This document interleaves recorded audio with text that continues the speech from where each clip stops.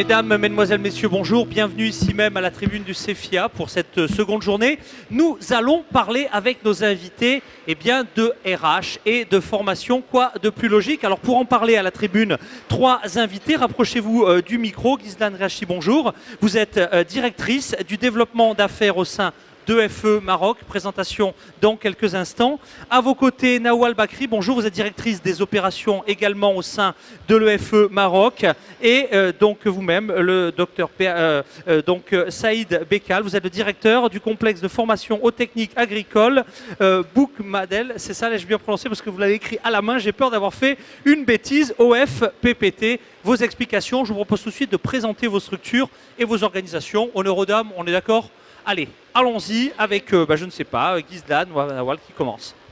Bonjour, merci beaucoup d'être là.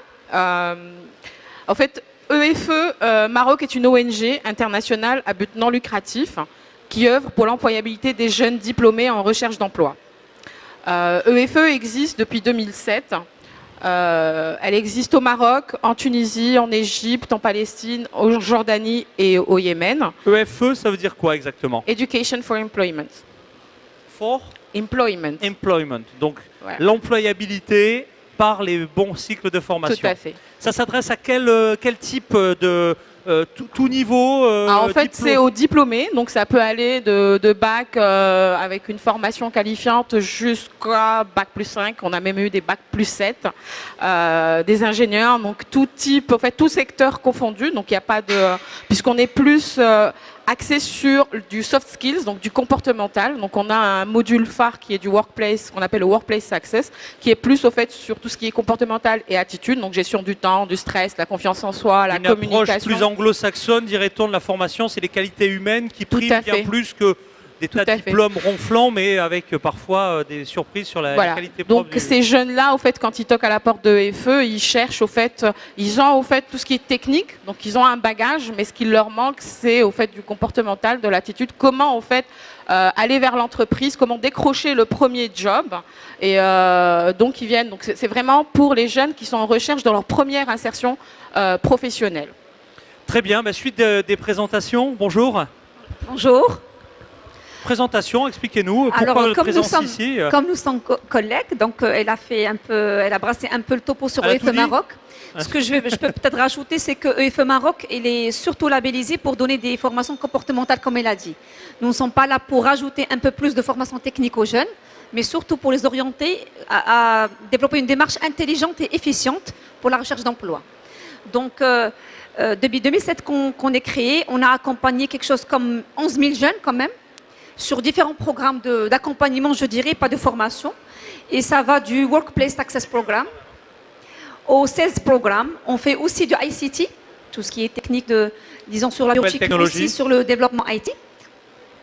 Nous avons aussi du Business French, parce qu'il faut le dire, nous avons un programme, plutôt un problème ressenti pas au niveau des employeurs, c'est que le français, la communication générale manque à nos jeunes. Qu'ils soient issus d'écoles même privées ou du public, il a du mal à communiquer, à se vendre, à se marketer, comme on dit. Donc nous avons depuis une année développé un business French, disons fait maison. Et aujourd'hui, nous sommes en train de nous orienter vers des partenariats avec des outsiders pour faire du vrai business French labellisé. Parce que finalement, tous les secteurs porteurs aujourd'hui demandent beaucoup plus de la communication qu'autre chose. Et nous avons aussi un programme phare qui est le Finding a Job is a Job, qui est une formation orientée technique de recherche d'emploi et technique d'entretien d'embauche, que nous offrons un large spectre.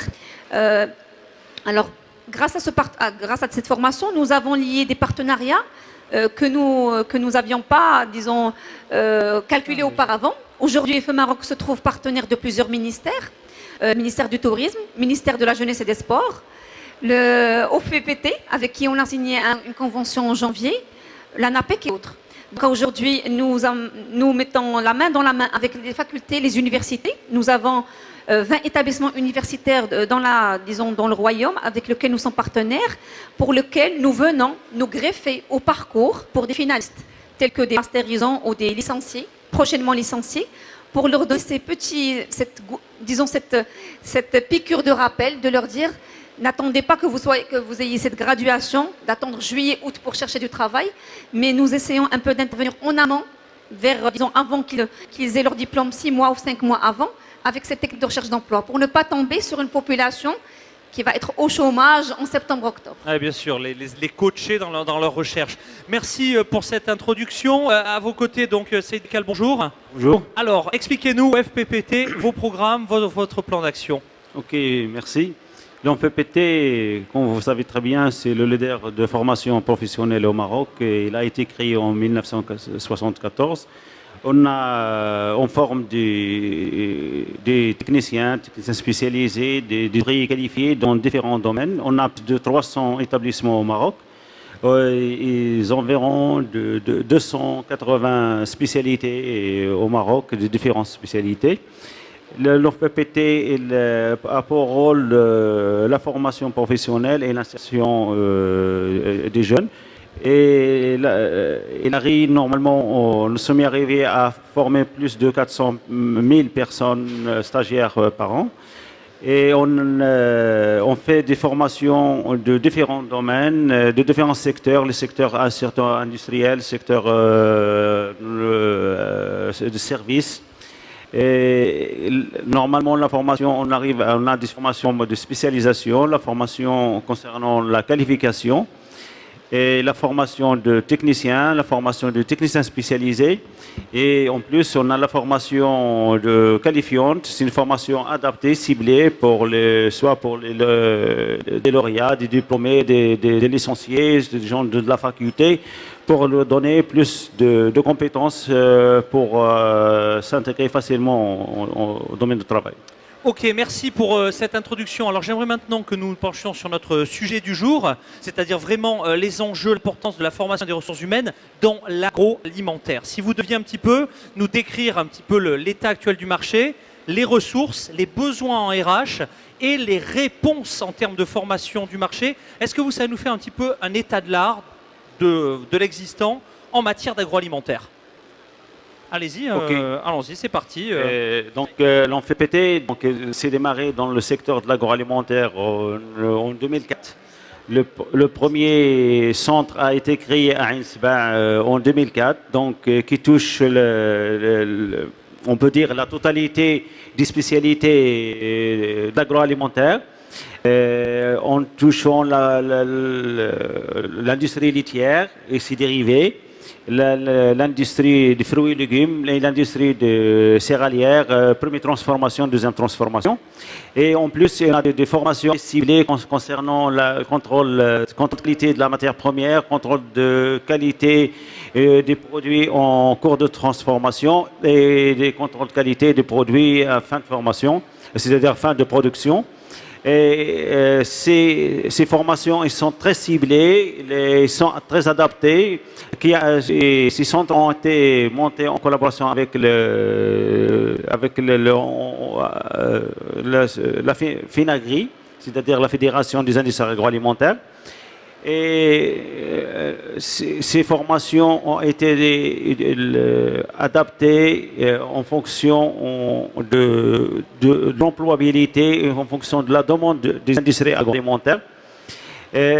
Donc le premier centre a été monté en 2004. Il y a d'autres centres spécialisés dans l'emballage conditionnement qu'on a à Berkane et à Bourg-Nadel. Et il y aura d'autres centres qui vont être montés à Meknès et à Kenitra, à Bni Mellal et à Agadir. Donc bon succès, on le voit, hein, l'industrie agroalimentaire est en plein essor. Il y a vraiment des programmes très volontaristes, à la fois des programmes ministériels, des investissements privés. Est-ce qu'aujourd'hui, même question, je l'élargis à chacun d'entre vous, bien évidemment, employabilité d'un côté, réponse, on en est où? Les jeunes qui sortent des formations, est-ce qu'ils trouvent de l'emploi? Les patrons qui accueillent ces jeunes, est-ce qu'ils en sont contents? Alors, pour nous, au fait, on a présenté tout à l'heure EFE en expliquant un peu ce qu'on fait. Et de par mon poste qui est directrice développement d'affaires, en fait, je suis en relation avec les entreprises. Donc, on n'a pas d'entreprise qui toque à notre porte pour recruter nos jeunes, parce que voilà, il y a quand même un plus, parce que ces jeunes, non seulement ils ont la formation technique, mais ils ont aussi tout ce qui est soft skills, comme on a dit. De plus en plus, on a des demandes pour des commerciaux. Donc, c'est vraiment Des technico-commerciaux, j'imagine. Voilà, technico-commerciaux. Donc c'est la demande et on s'est rendu compte que c'est dans des secteurs confondus. Donc du retail, ça va du retail et on commence à avoir des demandes aussi dans l'agro, d'où notre présence aujourd'hui dans au sein de Salon, parce qu'on voulait effectivement voir est-ce que la tendance qu'on a, les échos qu'on a, sont... Vous êtes clairement ici en mode exploratoire pour rencontrer, si j'ai bien compris, des pros. Alors, ceux qui sont avec nous ici dans la salle, ceux qui regarderont l'émission, ceux qui nous suivent actuellement sur le web, très clairement, donc vous êtes à l'écoute et prête à développer du sur-mesure. Exactement. Voilà. C'est pour ça qu'en fait, on est là. Donc c'est vraiment une présence, on va dire, pour déjà parler de FE, connaître FE, mais en même temps sonder un peu les attentes des entreprises, puisque nous, ce qu'on veut, c'est que ces jeunes, en fait, qu'il y ait un matching entre voilà, les postes et ces jeunes.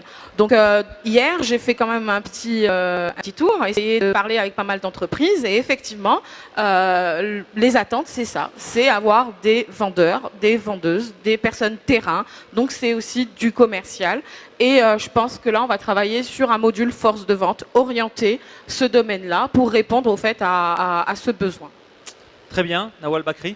Alors moi, je rajouterai que suite à cette mission exploratoire, comme vous dites, EF Maroc ne reste pas insensible. Certes, nous avons un modèle ou un programme qui s'appelle le Salesforce, qui est le force de vente, mais ce force de vente, il est très modulable. L'intelligence de EF Maroc, c'est d'adapter ce programme ou ce curricula force de vente à différents secteurs. C'est-à-dire que nous avons le cœur du programme, mais nous avons des adaptations pour le banque assurance, pour le métier du IT en général, pour des métiers niches qui sont très porteurs aujourd'hui. Aujourd'hui, l'idée va être, disons, elle est en train de jaillir, et celle d'adapter notre sales curricula au secteur agroalimentaire ou agro-industrie en général. Comment on fait ça? On le fait avec des experts, chefs d'entreprise ou des formateurs. Et nous avons une belle brochette ici dans le salon. Ce qui peut aussi expliquer notre présence, c'est que nous pouvons rencontrer des employeurs, mais aussi des opérateurs et des futurs guest speakers, des futurs formateurs, et des membres peut-être de futurs membres de la fondation, des futurs formateurs. Système de formation et de RH. Parce que la relation qui nous lie à un employeur ou un chef d'entreprise en général n'est pas basée uniquement sur le sourcing pour du recrutement. Mais nous avons toute une panoplie de services à offrir. Un employeur peut aujourd'hui ne pas être dans le besoin de recruter, mais dans sa démarche peut-être sociétale, peut vouloir aider la fondation à travers 2 heures à dédier par mois à un jeune en devenant son mentor. Du mentorat. Il peut venir, par exemple, assister à une formation pour parler un peu jeune. On a beaucoup d'entrepreneurs qui nous disent « ça fait longtemps que je n'ai pas été sur le banc de l'école, j'ai envie de voir le terrain, les jeunes d'aujourd'hui, comment ils réfléchissent ». On l'invite à venir 3/4 d'heure discuter avec les jeunes, parler de sa success stories, parler des échecs qu'il partage avec les jeunes, mais aussi qui peut être un modèle inspirant pour ces jeunes-là. On a aussi des coachs volontaires qui viennent, qui nous disent on adore ce que vous faites, nous ne sommes pas insensibles à la jeunesse d'aujourd'hui, on sait bien qu'il y a cette problématique de chômage, comment on peut aider? Je peux donner une demi-journée de mon temps par mois ou par 2 mois. On lui dit très bien, you are welcome, vous venez, on coach. Nous avons quelques personnes ou quelques lauréats qui ont vraiment du mal à approcher le marché de l'emploi. Ils ont besoin d'une oreille qui les écoute, d'une grande sœur ou d'un grand frère. Donc il y a pas mal de possibilités de partenariat avec les entrepreneurs. Donc un lien direct entre besoins des entreprises et formation. On a beaucoup parlé de formation initiale. Quid de la formation des cadres ou des adultes? Est-ce que on en est où très concrètement dans le monde de l'agroalimentaire? La formation.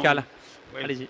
La formation initiale en FPPT, on atteint environ 1800 stagiaires normalement conformes par an à l'échelle nationale dans différents domaines techniques agricoles et sur deuxième transformation et l'industrie agroalimentaire. En passant comme j'ai déjà dit, de contrôle de qualité et de la transformation et des différents secteurs et sous-secteurs industriels agroalimentaires. En plus de la formation initiale résidentielle, normalement il y a des formations résidentielles, soit des formations alternées, c'est-à-dire une formation au centre et d'autres avec des stages en parallèle. Et on a aussi des formations continues Et ces formations continues, normalement, elles touchent les personnels des entreprises selon leurs besoins, selon c'est-à-dire leur déficit en point de vue compétences. L'ONFPT, donc, il est à leur écoute. Et on arrive à former des personnels des entreprises d'une formation ciblée, adaptée aux besoins réels de l'entreprise, soit avec des contrats spéciaux, soit des formations normalement adaptées. En plus de ces formations qui concernent les personnes des entreprises, on a des formations des lauréats, des facultés, les lauréats de l'ONFPT ou bien d'autres centres de formation. C'est des formations qualifiantes, des formations adaptées de 6 mois à 1 année. Sur laquelle on se base pour donner des compétences réelles, très demandées, puisqu'on réalise quand même des enquêtes auprès des entreprises marocaines, industrielles, services, pour savoir quel est le besoin, quelles sont les compétences demandées, et sur laquelle on prépare des modules adaptés, et on fait des formations rapides, spéciales et ciblées pour donner plus de chances aux lauréats. Très bien, on approche de la fin de cette émission. Peut-être en conclusion, est-il des points que vous auriez aimé évoquer? Je crois que vous voulez réagir, ça va être le bon moment.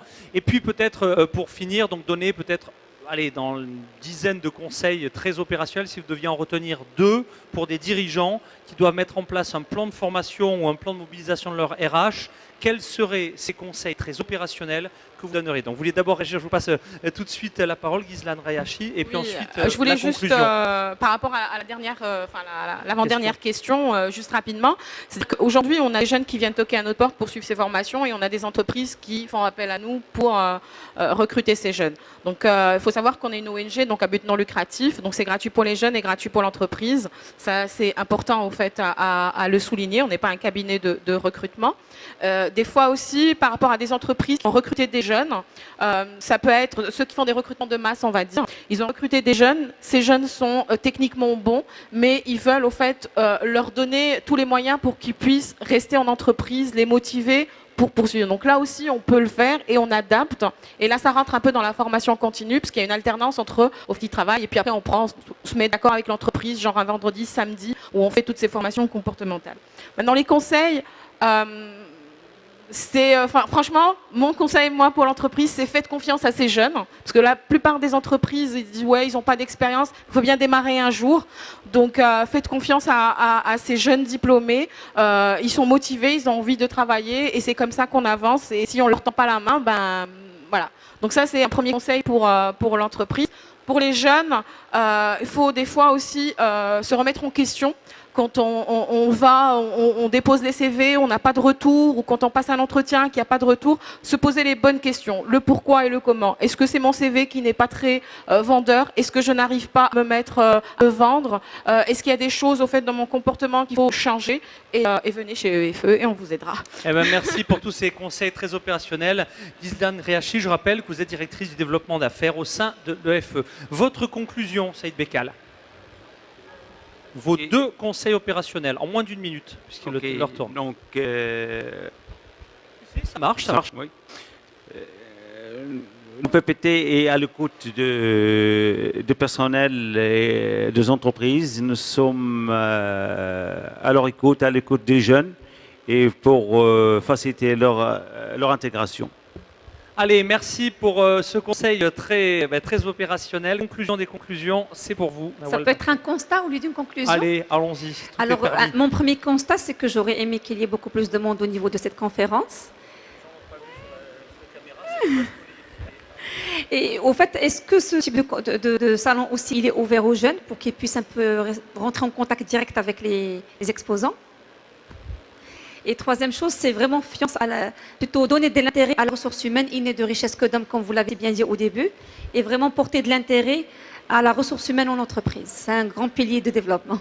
Allez, effectivement, ce constat est important. Encore beaucoup d'énergie, il en faut, et merci d'en avoir autant. Et puis j'espère qu'on vous retrouvera justement sur un prochain CFIA pour voir la dynamique qui est insufflée avec l'ensemble de vos organismes de formation. également, qu'ils soient publics, privés ou ONG. Merci à tous les trois. Je crois qu'on peut applaudir et remercier nos intervenants. Merci à vous d'avoir assisté. Alors, toujours assez nombreux, mais nombreux quand même pour cette émission. Et à très bientôt à l'antenne de CFIA TV. Au revoir.